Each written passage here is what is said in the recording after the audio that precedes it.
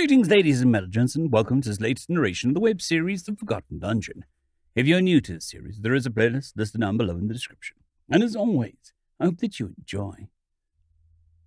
Chapter 81. Uno, Point of View. Well, that escalated quickly.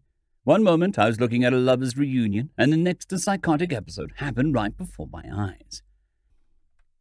It was regrettable that Charles's first course of action was to torch down all that I'd salvaged from the vestige of that high-level human. The amount of wasted resources kind of stung. Sure, I didn't know if there was anything to gain from the parasite, but just the idea of having a hostage was tempting, especially with the behemoth like the Gaynor Kingdom breathing down our neck. At least Charles's rage was focused only on the tube containing the parasite. The rest of my monsters were given orders to avoid him while trying to move the delicate equipment out of his range. It didn't matter much, though. In the end, every monster and item in the room were expendable. The loss of their accumulated knowledge would hurt, but new mobs would retain much of their experience. It was the same with the machines. Well, right now they were one of a kind. Rattlings and butchers had already made relevant blueprints. Mechanicus's life was the only non-renewable resource in the room, as his ascension was unique. I would love to preserve him, yet my lack of boss slots means once he died, he would remain dead. His fate was out of my hands. I could order him to run away, but somehow I had a feeling it wouldn't work.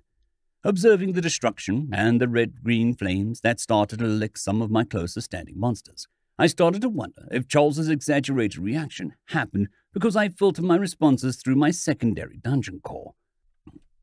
The one happily connected to Peter's body, which was currently busy stuffing its belly with various dishes in the dungeon of Snake Den. The same one which had already experienced various mental deviations due to the hormonal imbalance present in the flesh it inhabited. In retrospect, I probably should stop experimenting while in the middle of such a high-tension situation. Still, the results were interesting, if a bit concerning. My crystal mind wasn't devoid of emotions, but they came and left quickly, letting me choose the best course of action without any interruptions. I grew used to that luxury. My secondary core, joined with the fleshy brain, was behaving differently. It didn't manage to avoid mood swings and intense emotions. All these detrimental things I thought I left behind. Truth be told, the reason for the dissonance might lie in mental damage retained from Peter's time in Charles's dungeon. The torture left lasting harm both to the body and the mind, even though I consumed the former. Maybe channeling myself through the poor sod's flesh while answering his tormentor wasn't the greatest gambit of my life. You are what you eat, after all. It was not bad, though. My eyes were still on the grand prize, and appearing weak should get me close to that goal. Now, I only had to instill a sense of urgency in the flame mage, and a need for power. Then he should become more malleable to my suggestions. Parasite's demise wasn't a total loss. I sincerely doubted that Gaynor Kingdom's people didn't closely monitor the state of their most powerful assets. And, if I was right, a punitive force should be forming in the capital right at this moment. I wasn't completely suicidal, though. There were certain scalable contingencies that I had prepared, which should, if not directly eliminate, then at least heavily damage any forces trying to take my dungeon down. And by extension, the Silver Oasis, too, even if the opponent was one of the Gaynor Kingdom's pillars.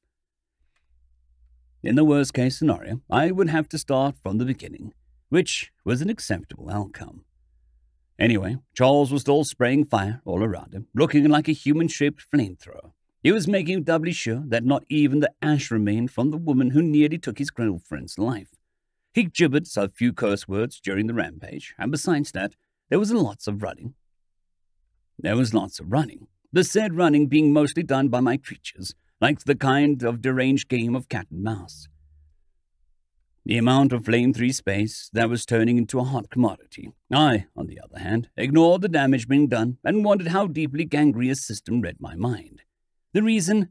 I couldn't find any explanation as to why the hot-blooded mage's spell was called Gehenna, out of all things. That was a word taken out of Earth's mythology, goddammit.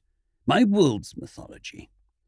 It could mean that there is some earlier connection between both worlds, which was hidden from dungeon calls, but again, that wasn't a hard thing to do. Or maybe the mad goddess was somehow hacking my crystalline brain. Still, The how was less important than the why. I couldn't just wrap my head around it. While Charles was granted a skill connected to Earth mythos, why now and not earlier? What changed? Questions without answers. I was running in circles, and that meant that it was time to change the topic.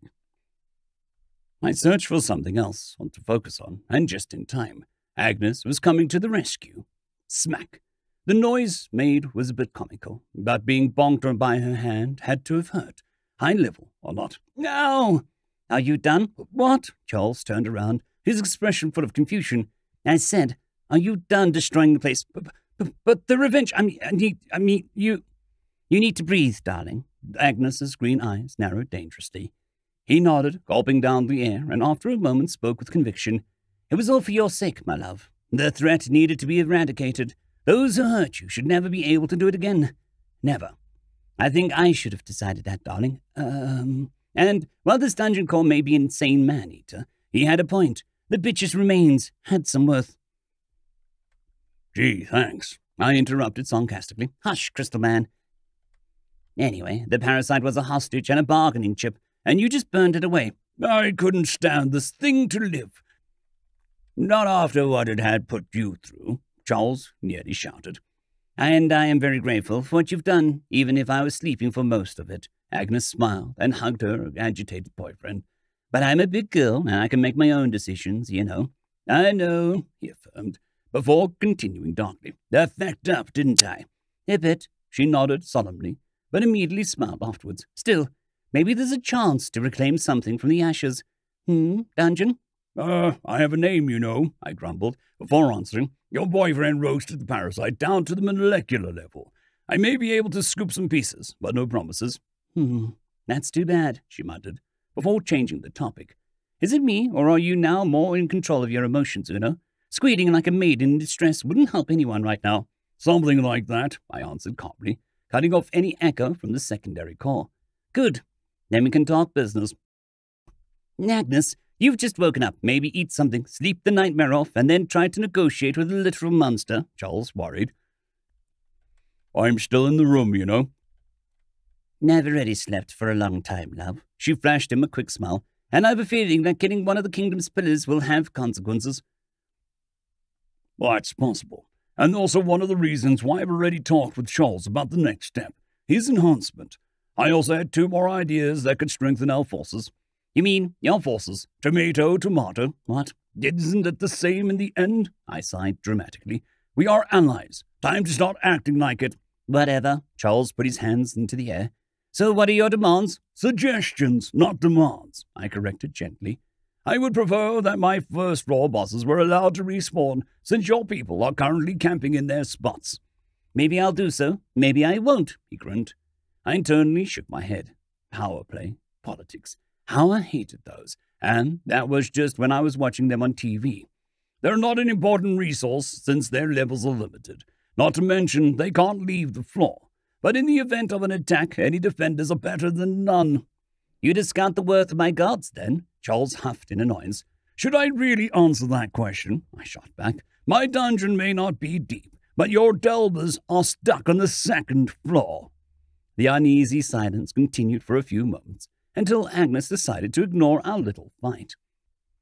So, Una, do you know what I had become? The system window says something about a race change and an impure human with Nagar added in brackets. Oh, there's also a change to my class. Now it's called a Luchi dancer. She tilted her head. I'd prefer if it was a dancer would go away, not the part about war. Agnes pouted. And here we go again. It was time for the Hindu mythology then. Uluchi is the name of a Nagar princess, so I guess that's an upgrade from your old class, I answered calmly, then added after a moment of hesitation. It wasn't a secret anyway, unless I wanted to murder every demi-human born in my dungeon. Also, my dungeon creatures found out that those who were monsterized often gained additional skills or traits. It would be prudent if it was the same in your case. She hummed, her eyes glazing over. Oh, it seems like there are some new additions. How exciting. Let's go and test them, Charles. Agnes grabbed her boyfriend and forcefully dragged him towards the stairs before he had a chance to protest. Send someone to guide the humans. I wouldn't do for them to be hurt, I ordered, and clean up the mess he made. Maybe there are still salvageable pieces amongst the ashes. It is not very probable, Creator, but we will check anyway, Mechanicus rumbled, his thoughts clear, crisp, and somewhat mechanical. Good. I turned and left. My see-through form walked through the dungeon's halls easily, intending to arrive on the second floor. While moving, I noticed countless work crews comprised of rattlings and drones, busying themselves with the creation of new tunnels. My downward expansion had stalled, mostly because of an arbitrary requirement about sentience killed in my gunlet. Earlier, I thought that these were just some hoops to jump through, just to make my day worse. However, after seeing what a normal dungeon crawl was like, my opinion about the matter changed quite a bit. If all that was inside the crystal was an endless repetition loop, then it made sense to create safeguards to curb the growth that no one profited from. I assumed that the energy both I and my lesser brethren used to create and maintain the underground wasn't free, and to not waste said energy, stupid ideas had to be culled.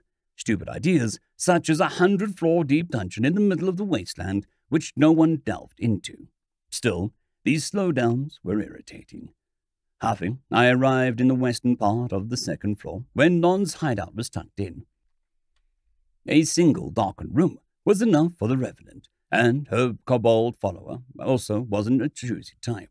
I looked around the room, noticing that it was bare as always, while the resident undead rose from her slumber, and instantly honed into my figure. Her black eyes traced my every movement, even though there was no way for her to do so.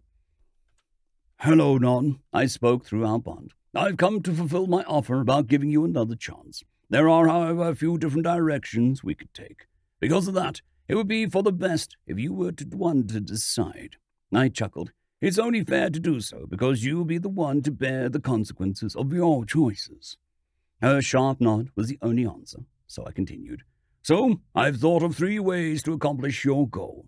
I counted down on my fingers. The first solution would probably turn you into some kind of vampire. I know it's not perfect, but these are the most alive of the dead I encountered, and, by chance, Charles managed to acquire some of their ashes. Using either these or flesh from the resurrected vampire should be enough to create a serum that'll push you through the evolution.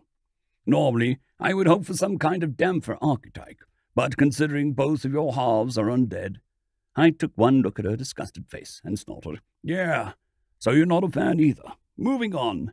Non's kobold curled up nearby, not able to hear our conversation, but adamant about keeping his mistress company. The second one is a bit of a gamble.